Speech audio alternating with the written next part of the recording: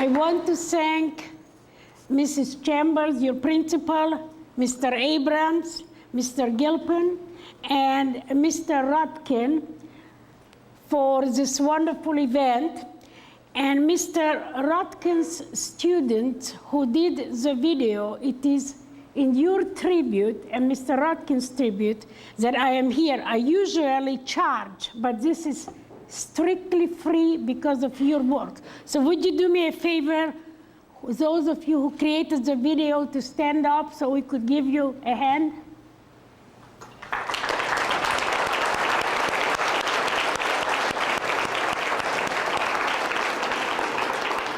And some of the people who know them, you can go and thank them for this lecture. My lecture is divided in two parts. Part one, how I survived the camp. Part two, the lessons that I have learned from it. It was the dawn of an early spring day in 1944. Our cattle car train came to a sudden stop. I could hear a lot of German voices yelling orders outside.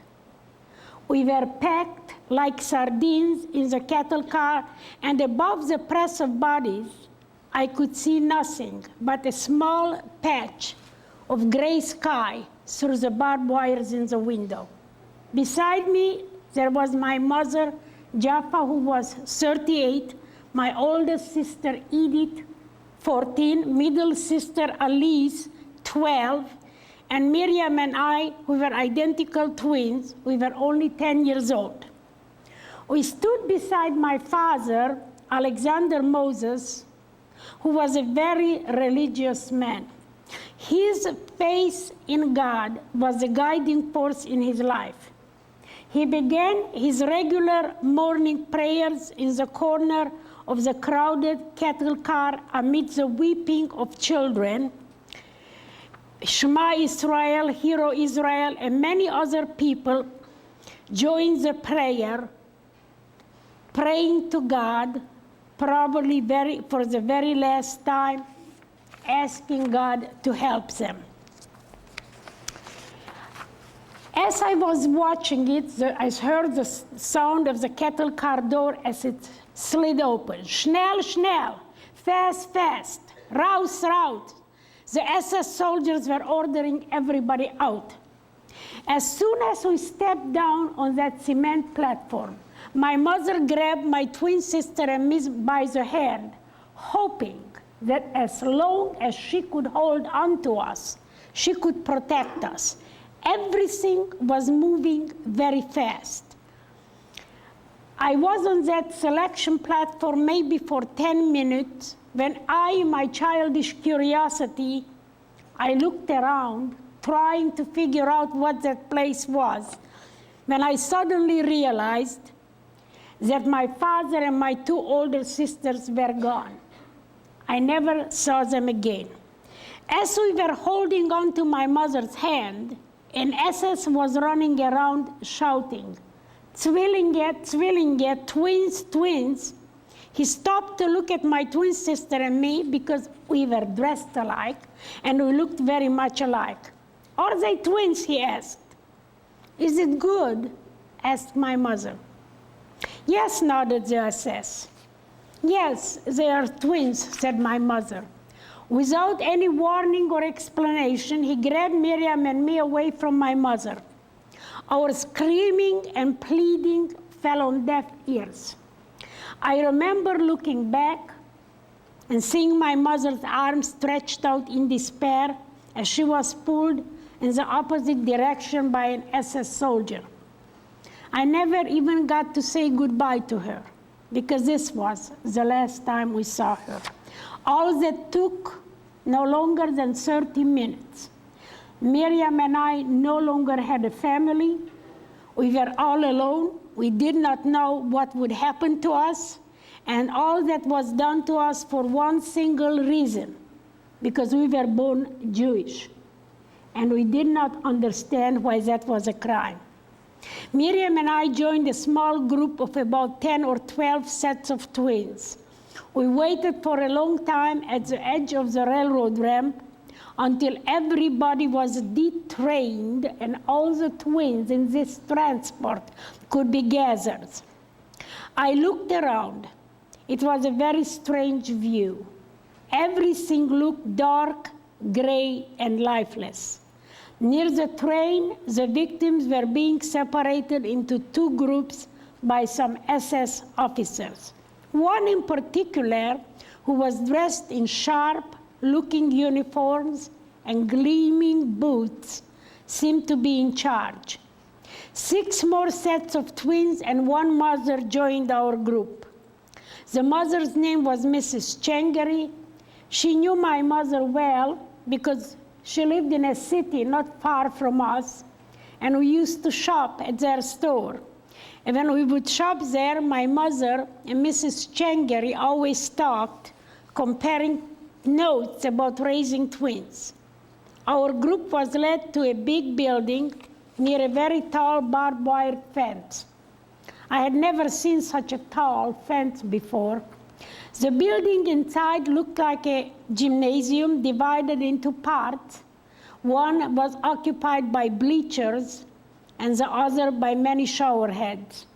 We were ordered to undress and sit on the bleachers while our clothes were taken away. I felt numb, paralyzed in body and mind. It seemed like a nightmare that would be over as soon as I opened my eyes. I must have been in shock since the abrupt and brutal separation from my mother. In such a state of mind, sitting naked in the company of complete strangers and not knowing what was waiting for us, the waiting seemed eternal. All the twins were given short haircuts. Mrs. Chengeri's head was shaved, and the so-called barber explained that we twins were given privileges and therefore were permitted to have short hair. Soon after the haircut, we took a shower, then our clothes were returned with a big red cross painted on the back. The red cross meant we were part of medical experiments. Mrs. Chengeri was given the striped prison uniforms. Then we all lined up for registration and tattooing. When my turn came, I decided that I would not allow them to do to me whatever they wanted without at least trying to fight back. So when they grabbed my arm to tattoo it, I began to scream, kick, struggle, and I demanded that they bring my mother there. They said that I could see her the next day. I was sure they were lying. I remember my thoughts very clearly. I know I cannot believe them. They just tore us out of my mother's arms, so why would they reunite us tomorrow? I just kept on struggling, venting my anger and frustration at my oppressors. 4 people, 2 SS, and 2 women prisoners restrained me with all their strength while they heated a pen-like gadget on an open flame. When it got really red hot, they dipped it into ink, forcing into my left arm, burning into my flesh, dot by dot, the capital letter A-7063. My twin sister Miriam said that in addition to screaming and creating a general confusion, that I bit one of the SS who was holding my arm. I don't remember biting anyone. I must have blocked it out of my mind. After all, I was raised to be a nice girl, and as we know, nice girls don't bite. It was early in the evening when we were taken to a barrack in Camp A. In the barrack, we met many other twins, mostly girls from age 1 to age 13, all twins or triplets. 2 Hungarian twins showed us around. I think that their names were Judith and Leah, I am not sure. Shortly after our arrival, everybody raced to the front of the barrack where the evening meal was being distributed. It consisted of a very dark, about 2.5 inches of bread and a brownish liquid they called coffee. Our two new friends urged us to eat because it was the only edible food that we would get until the next evening. Miriam and I looked at each other. We didn't even talk about it, and we said we cannot eat that food because it's not kosher. Kosher, for those of you who do not know, is food prepared according to very strict Jewish religious law. When we offered our portion to Judith and Leah, they grabbed it in a hurry before we changed our mind and laughing at our innocence, saying, "We are glad to have any extra food that we can get, but as for you, Miriam and Eva, you cannot be fussy here. You have to learn to eat everything if you want to survive." It was late in the evening when we went to sleep. We were lying on a hard wooden bed covered with a thin, dirty blanket. I was not only tired, but I was physically and mentally completely drained. Yet, I could not sleep. As I was tossing and turning, I noticed something big and dark moving on the floor. I began counting. 1, 2, 3, 4. By the time I got to 5, I said, "This is a whole army of very, very big mice. Mice, mice," I screamed, trembling. I had encountered many mice on our farm, and I was always scared of them. "Those are not mice. They are rats, and you will have to get used to them," yelled a voice from the top bunk bed. Before trying to go back to sleep, Miriam and I went to the latrine. As we entered the place, I could not believe my eyes. There, on the filthy floor, were the scattered corpses of 3 children. Their open eyes and shriveled bodies have stayed with me forever. Then and there, I realized that as a 10-year-old, that could happen to Miriam and me also. So I made a silent pledge that I am convinced saved my sister's life and mine. I will do everything within my power to make sure that Miriam and I shall not end up on that filthy latrine floor. Miriam said that she remembered the dead bodies, and she got so scared that she never again went back to the latrine. It is interesting to note that 2 identical twins, remembering exactly the same event, coped with it completely differently. From the moment I left the latrine, I concentrated all my efforts, all my talent, all my being on one single thing: survival. I had no idea how to survive in Auschwitz, and I had to learn fast because hunger, disease were closing in. One day I found out that if I volunteered to carry the soup, which was carried in 30-gallon containers, they remind me of the old metal trash cans, that one would have a chance to organize some food. Organize in camp language meant stealing from the Nazis.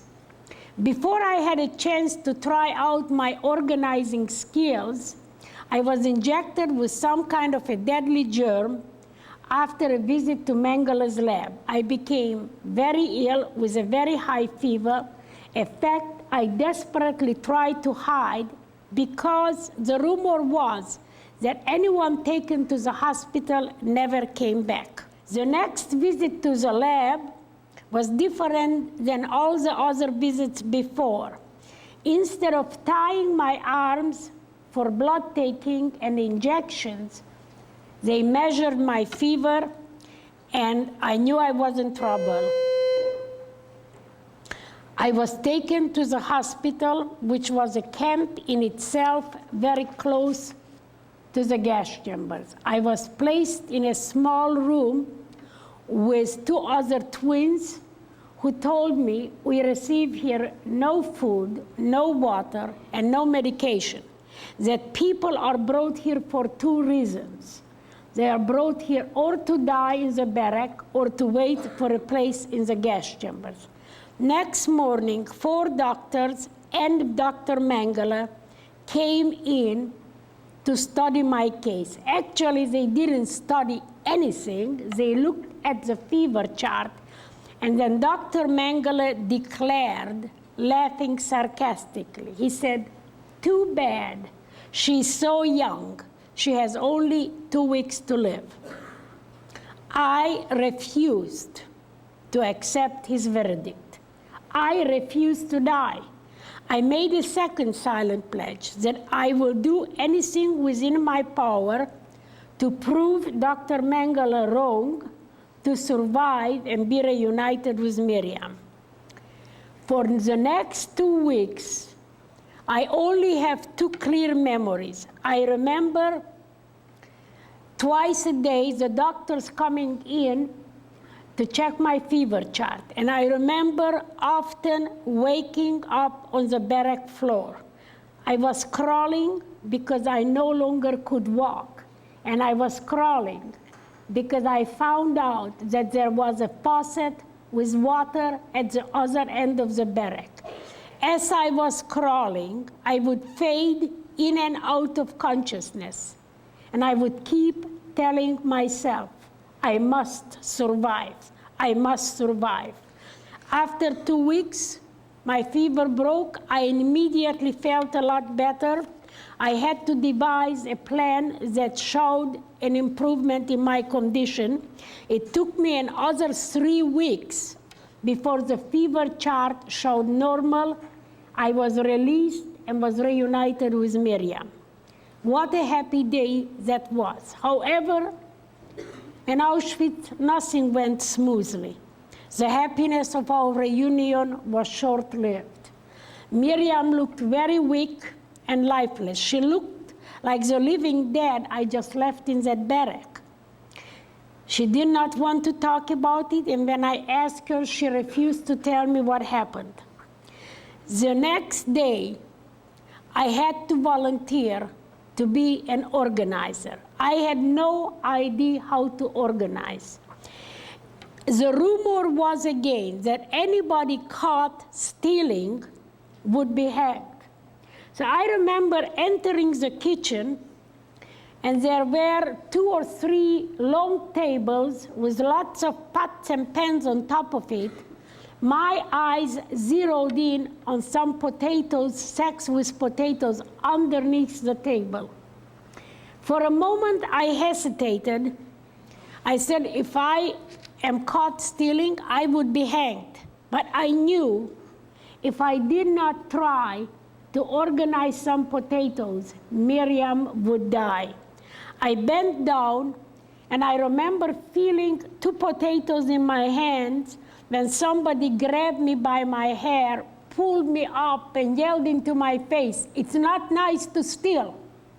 For a moment, I was stunned because I expected to be dragged to the gallows and hung.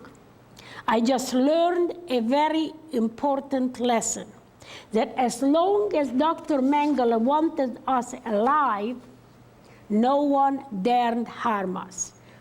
No longer worried, next day, I came back and I became the happy owner of 3 raw potatoes. We boiled that at night into a little pot on charcoal after the supervisors went to sleep. And we had us a feast. I became a very good organizer. We had potatoes 2 to 3 times a week. The steady diet of potatoes gave Miriam enough strength to fight for her own survival. We got up every morning at 5 a.m., helped some of the other children, the younger one, dress, and fix their beds. By 6 a.m., we were outside for say lapel or roll call. Summer, winter, rain, shine. We had to stand for roll call. After roll call, we went back to the barrack for Dr. Mengele's daily inspection. After Mengele would come in, he would have his baton and he would count us. He wanted to know how many guinea pigs he had every day. After that, we would get our breakfast, which was nothing more but a brownish cup of liquid called coffee. After that, we would be taken 3 times a week to Auschwitz I, placed naked in a room, 20 to 30 sets of twins, for 6 to 8 hours. Every part of my body was measured, compared to charts, compared to my twin sister. These experiments were not dangerous, but they were unbelievably demeaning. Even in Auschwitz, I couldn't cope with the fact that they treated me like I was nothing more but a living piece of meat. So the only way I could cope with that is by blocking it out of my mind. 3 times a week, we would be taken to another lab that I call the blood lab, where they would tie both of my arms with a rubber hose to restrict the blood flow. They would take a lot of blood from my left arm, on occasion enough blood until we fainted. And the idea was they wanted to know how much blood a person can lose and still live. At the same time, they would give me a minimum of 5 injections into my right arm. Those were the deadly ones. By noon, we would be back in the barrack, and we would get some kind of a food that looked like cream of wheat, except it was impossible to swallow. It was more like a paste that stuck together. Once a week, we were taken to the showers and were given a bar of soap every time. I washed with that soap from May of 1944 until May of 1946, when I found out at the memorial to the Holocaust, the first memorial to the Holocaust, that it was made out of human fat, a fact that caused me severe nightmares for a very long time. I feared that I washed with soap, even made out of my parents and sisters. In early November, after all the gypsies were exterminated, we were transferred to their camp, which was very close to the gas chamber. And of course, the rumor was that we would be next. We stood outside for roll call from 6 in the morning until 6 in the evening. We had no coats, no gloves, no socks. We only had a dress and a pair of shoes with lots of holes in them. I have no idea how we made it. One morning, we woke up to realize that we missed roll call. When we went outside, we discovered with delight that all the Nazis were gone. We cut the barbed wires, we broke into storage places to organize food, water, and blankets. About 2 weeks later, I was in the kitchen with some of my organizing friends when I heard the strange sound of a car outside. No one had cars but the Nazis. I had about 6 loaves of bread in my arm when I went outside to investigate. There was an army vehicle that reminds me of a Jeep with 4 SS soldiers. They took out their machine guns and they began spraying bullets in every direction. The last thing I remember was the barrel of the machine gun pointed at my head, and then I faded away. When I woke up, I tried to feel my arms, I could feel them. I tried to feel my legs, I could feel them. So I thought to myself, that's the way it is in the other world. I looked around, and there were a lot of people lying on the ground. I reached out to touch one of the people lying next to me, and her body was ice cold. This is when I realized that I must have had a guardian angel, and I fainted long before the bullets hit me. I ran back to the barrack to tell Miriam what happened, and we became very worried because we didn't really know what that meant. We went to sleep to be awakened in the middle of the night to the sound of explosion. They were blowing up the gas chambers, the crematoriums, and were trying to eliminate all the evidence. We had to go outside because the heat coming from the flames on the roof, we couldn't stand it anymore. And when we went outside, the same 4 SS were waiting for us and ordered us to march. Anyone who could not walk fast enough was shot on the spot. An hour later, we arrived at Auschwitz, and the Nazis disappeared as if the earth swallowed them up. For the next 2 or 3 weeks, the Allies were closing in, and the Nazis were not willing to give up, and we were the battlefield. One day, I desperately needed drinking water, so we went to the nearby river. We broke the ice. I lowered a bottle tied to a string. As I looked up across the river bank, I could not believe my eyes. I froze in place. There was a little girl about my age. She was dressed in beautiful, clean clothes. She had blonde, braided hair with ribbons, and she carried a school bag. This was the first time that I realized that not the whole world was one big concentration camp. I was shocked to see that there were children who looked like children and went to school. She looked at me too.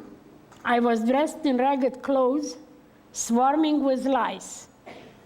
And the only school I was attending was a school of survival. On a white, snowy day, on January 27, 1945, just 4 days before my 11th birthday, Auschwitz was liberated by the Soviet army.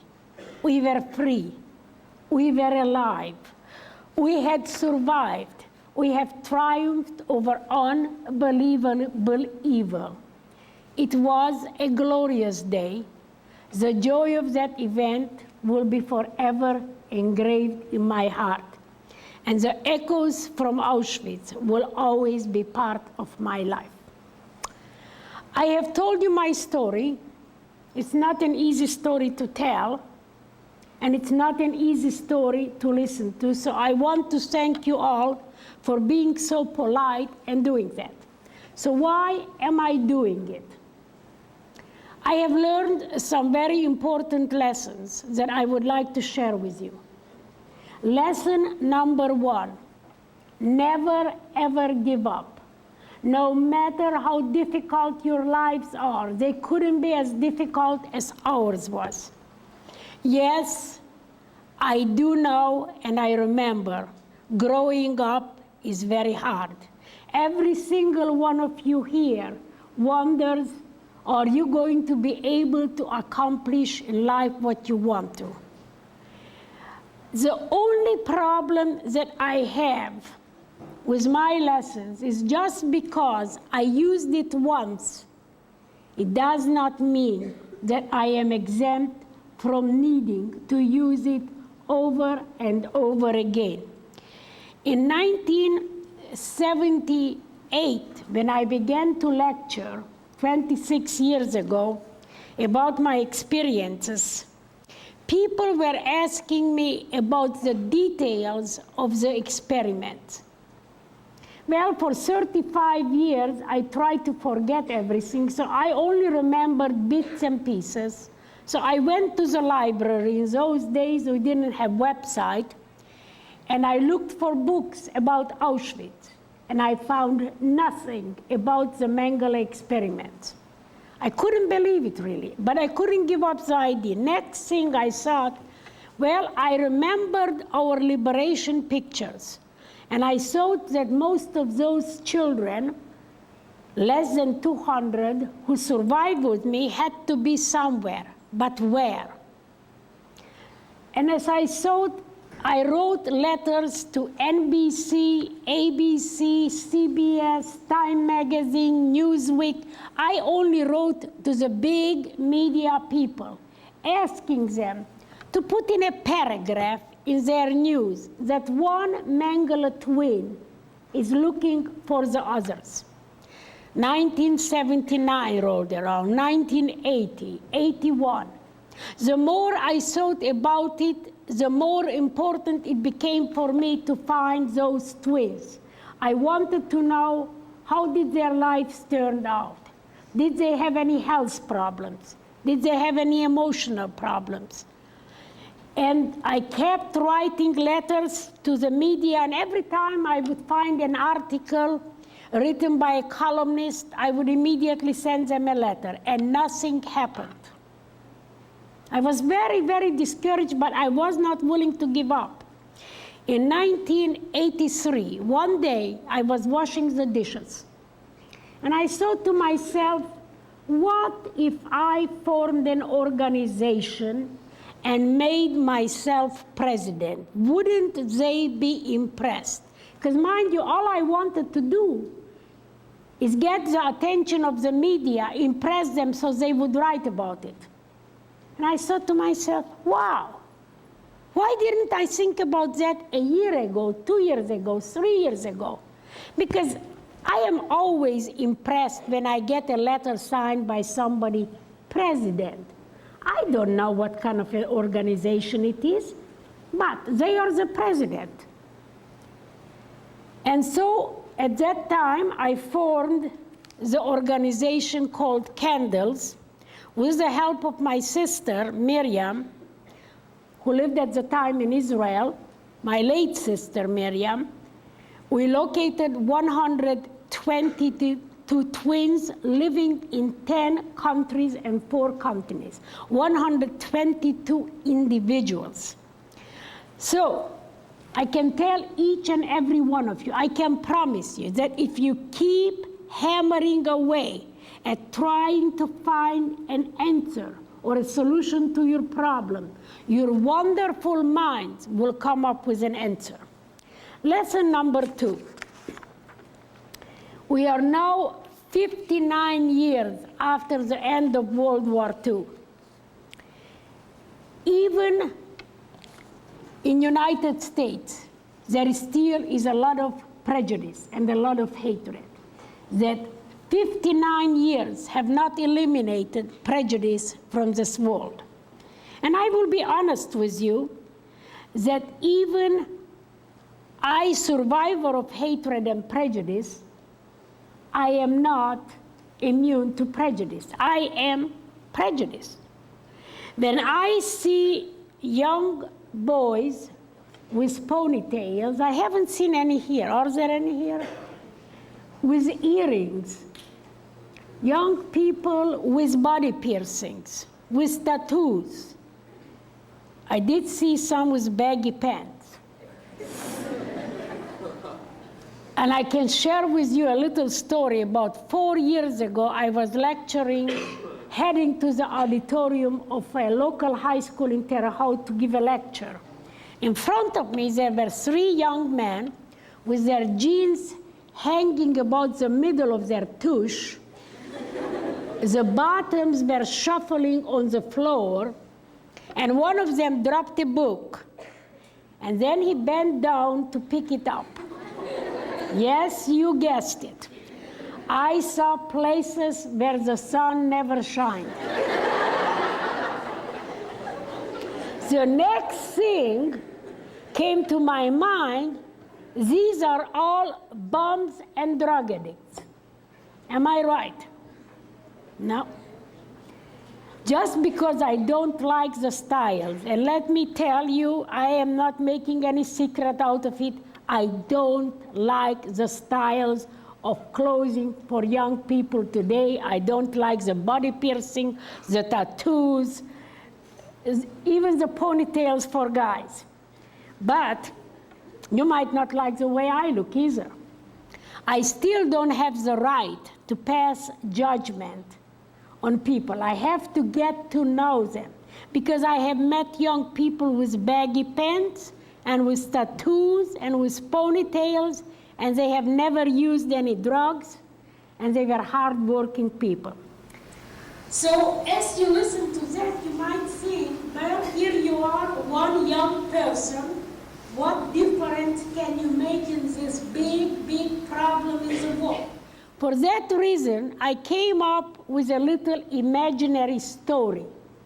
I am going to take you all on a little trip. We are going to carry a rock in our hand, and we are going to stand on an imaginary bridge overlooking an imaginary, very quiet lake. We'll drop in one rock into the water, and we will see a ripple. All of you drop your rocks into the water, and you are going to see ripple touching ripple. Everything we do in our lives, it's like a ripple in the lake. It touches the lives of many people, and it also has far-reaching effects. All any of us have to worry about is that we treat our fellow human beings with respect and fairness, and we judge them based on their actions and content of their characters, and we are already making a difference in the world. And that is a lot easier for me and for all of you to deal with. So all you really have to do to make a difference in the world is to treat your fellow human beings with respect and judge them based on their actions. Lesson number 3. It's one of the most complicated and one of the most passionate lessons that I can talk about. I have healed myself by forgiving everybody in the world, including the Nazis. No, some people think that I planned to do that. No, I didn't. I did not wake up one sunny morning and I said to myself, oh, isn't that nice? It's sunny, warm outside, so I am going to do this big thing. Actually, if anybody would have told me 11 years ago that I was going to forgive the Nazis, I would have told them, please go find a real good psychiatrist and have your head examined. It was June of 1993 when Miriam, my twin sister, died. I was still trying to cope with her death. It was a couple of weeks later, I received a telephone call from a professor at Boston College. His name is Dr. Michalczyk, who said to me, Eva, I have heard your lecture about Nazi medicine. I am doing a conference on that topic, and I would like you to come and lecture to some doctors. And I said to Dr. Michalczyk, good, I love to lecture to doctors. And he said, why is that? I said, I go to the doctor tells me I'm too fat, I eat the wrong food, and I don't exercise, and then I have to pay him. Now I would like to tell the doctors what they do wrong and have them pay me. I like that a lot better. And he said, okay. And then as we were concluding our discussion, he said to me, Eva, when you come to the conference, could you bring with you a Nazi doctor? I said, excuse me, a Nazi doctor? Where on earth do you think I can find one of those people? Last time I looked in the yellow pages, they weren't advertising there. Well, he said, think about it. Maybe you come up with some kind of an idea, and I did. The last project that Miriam and I worked on before she died was a documentary with a German television. And in that documentary that was done in 1992, there was a Nazi doctor by the name of Hans Munch, who was a doctor in Auschwitz, and he also was a friend of Dr. Mengeles. So I immediately faxed a letter to TDF, which was a German company, television company that did the documentary, and I asked them to fax me Dr. Munch's address and telephone number in the memory of Miriam. And an hour later, I had the Nazi doctor's address and telephone number. I contacted a friend of mine who is a righteous Gentile and Dutch resistance fighter. His name is Tony. And I asked him to talk to Dr. Munch, since I don't speak German, and invite him to the conference. Next day, Tony called me to tell me, well, I have bad news and good news. Dr. Munch is not coming to Boston to the conference, but he's willing to meet with you in Germany and give you a videotaped interview. As it turned out, that worked out a lot better. August of 1993, I am heading to Germany to meet a Nazi doctor. You have no idea how scared I was. I figured that he would treat me like I was treated in the camp, and I no longer could cope with such treatment. I was used to being treated as a respected human being. But I was also very curious what I could learn. We arrived at Dr. Munch's house with 2 camera crews, with my friend Tony and his wife, and Dr. Munch treated me with the utmost respect. As we sat down to talk, I said to him, you know, Dr. Munch, here you are, a Nazi doctor and from Auschwitz, and here I am a survivor of Auschwitz. And I like you. And that is very strange. Then we talked about many things. I asked him if by any chance he knew anything about the gas chambers, because there are people in the world, and many of them in the United States, who say that there were no gas chambers at Auschwitz. And I thought if this doctor knew something about it, that would be very helpful.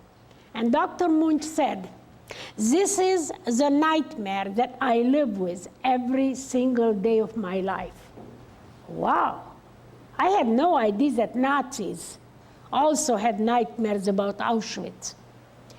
I said to him, Dr. Munch, I have a big request. I am going to Auschwitz in January of 1995. I would like you to come with me and sign a document at the ruins of the gas chamber in the company of witnesses, just exactly what you told me. And he said, I would love to.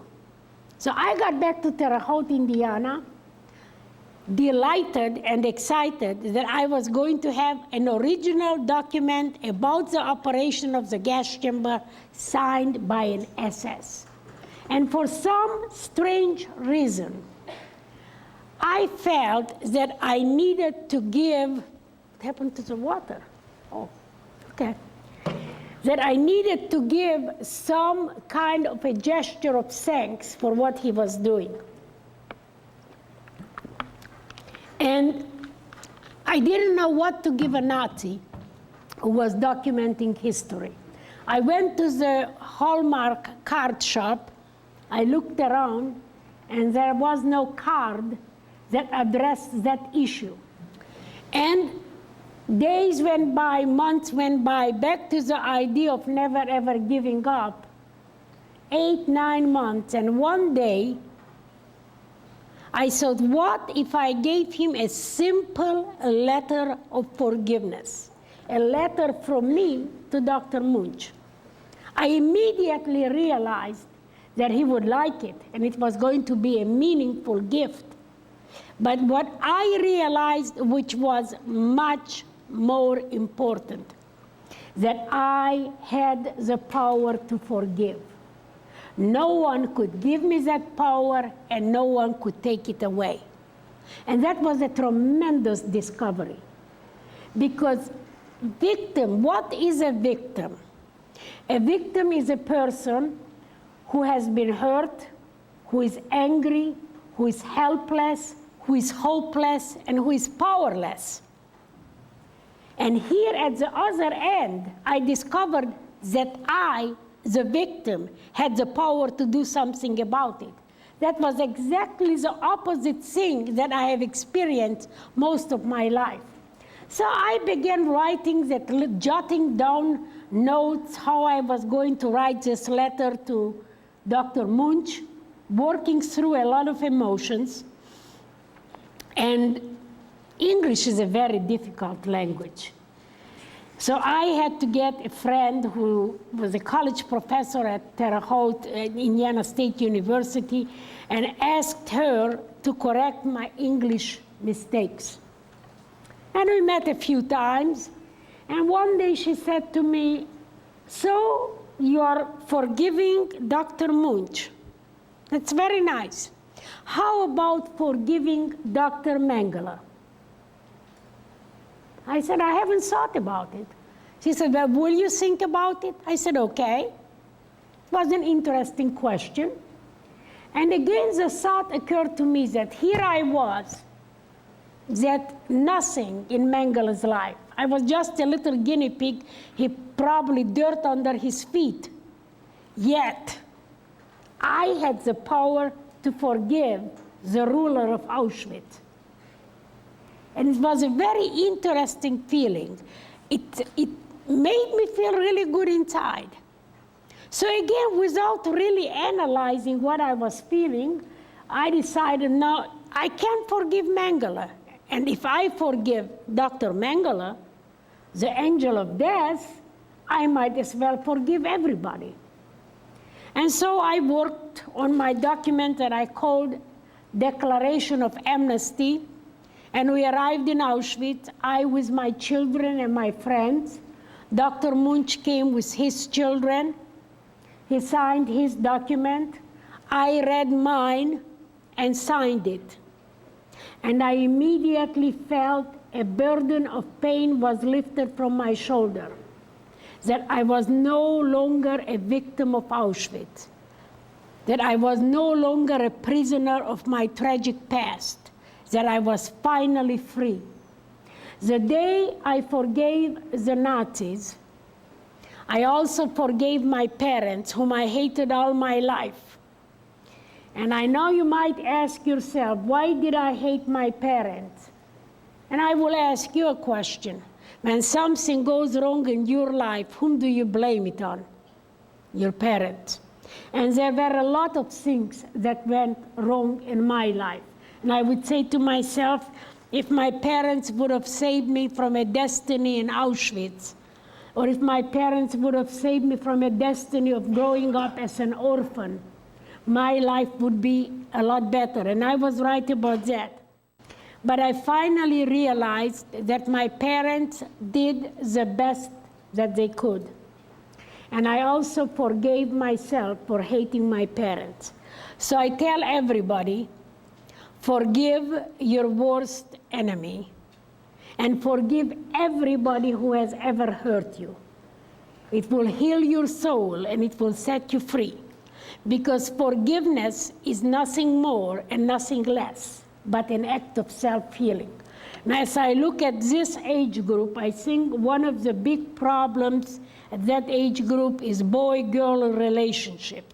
Let's say that one girlfriend steals your boyfriend and you hate her guts. If you can start writing a letter with the idea in mind that you are going to forgive her, and then go up to that girlfriend, a former girlfriend, and say to her, you so-and-so, whatever you want to call her, but even though you stole my boyfriend, I forgive you. The minute you can do that, you remove that burden of anger that incident and that event placed on your shoulder. And it will make you feel 10 foot tall. It's extremely liberating. I have one more lesson, which is not really a lesson, it's more a request. One of the most difficult things that I had to deal with when I got back from Auschwitz was that I was only 11 years old, and I desperately needed hugs and kisses from my parents, and I got none. So when you go home this afternoon, I want you to go up to your parents, give them an extra hug and an extra kiss for all of us children who survived the camps and who had no one to hug and kiss. And you grown-ups, I want to remind you that there were lots of parents who came back from the camps without any children. Please go up to your children, give them an extra hug and an extra kiss. For all the grown-ups who survived, who no longer had any children to hug and kiss. Thank you very much.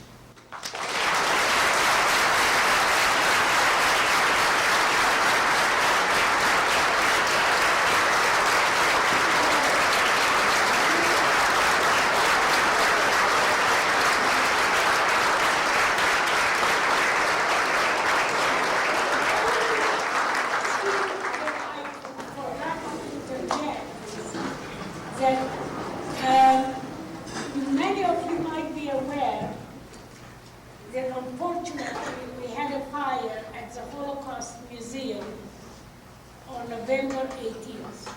And as the cameras were put in my face at 1 a.m. in the morning and the rain was falling, people asked me, how do you feel? And I said to the reporters, I have had better days and I have had worse ones, of course remembering Auschwitz.